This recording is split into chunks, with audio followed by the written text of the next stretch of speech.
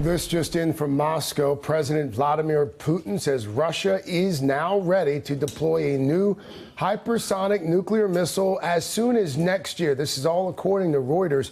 This is some new video from the Russian government, and it appears to show officials test firing that new weapon today. Putin said in part, quote, "This test, which is just finished, ended with complete success.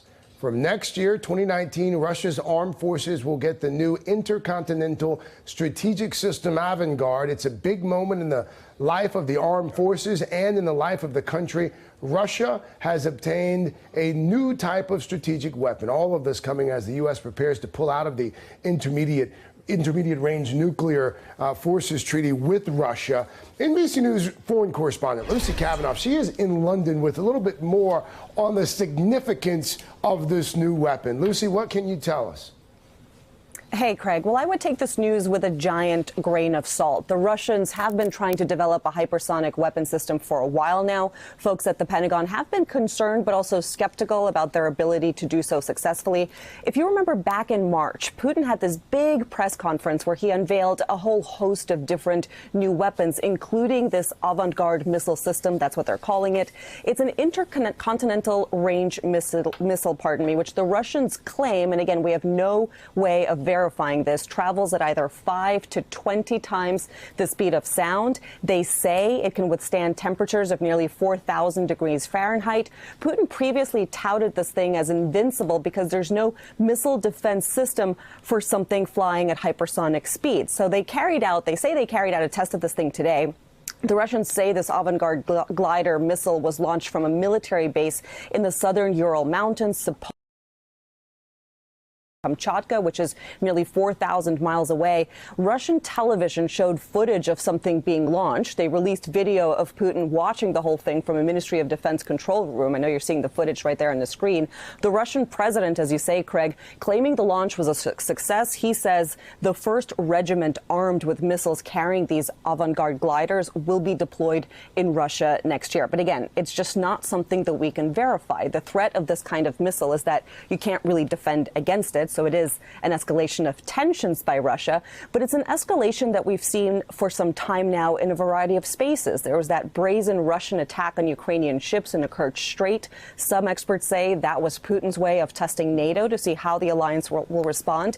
And I think the Russian leader is basically looking to see how the Trump administration responds to this latest escalation. They have wanted to develop this weapon system for a while. There's been questions about their ability to do so. Whether they actually did what they say they did, we don't know. The only thing we can say with certainty, Craig, is that this is an escalation in tensions. All right. Lucy Kavanaugh there for us from London. Lucy, thank you.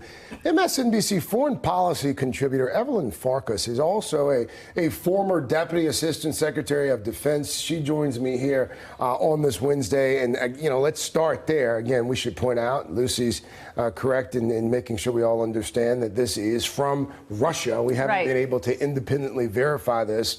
The reporting itself, according to Reuters. But what your reaction in general to these reports that Russia has managed to create some sort of new weapon? Yeah, so my reaction is similar to Lucy's in terms of the defense implications and maybe the veracity of this report. It's only coming out of Moscow. In March, Putin said that he was developing and then deploying a whole host of new weapons. This one is significant if they were able to truly test and, successfully come up with an intercontinental missile that flies at 5 times the speed of sound.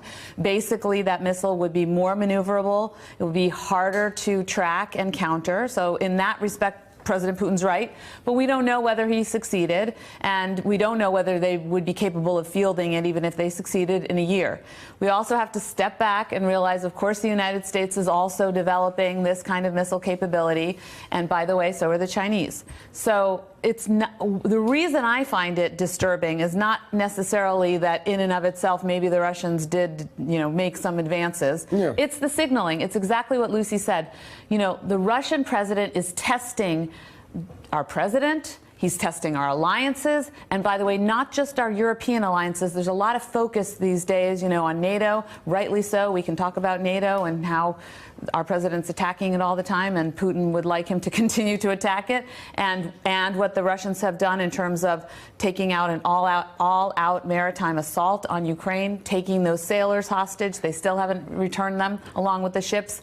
There are Russian troops along the Ukrainian border, but also Japan. The Russians have been threatening Japan indirectly by saying, well, we can't come to a peace agreement with you because you have U.S. troops on your territory. And any of these tests that happen also have implications in the Asian arena, if you will, militarily. So I think Putin is testing the international community, and right now the international community is falling really short. Hey there, I'm Chris Hayes from MSNBC. Thanks for watching MSNBC on YouTube. If you want to keep up to date with the videos we're putting out, you can click subscribe just below me, or click over on this list to see lots of other great videos.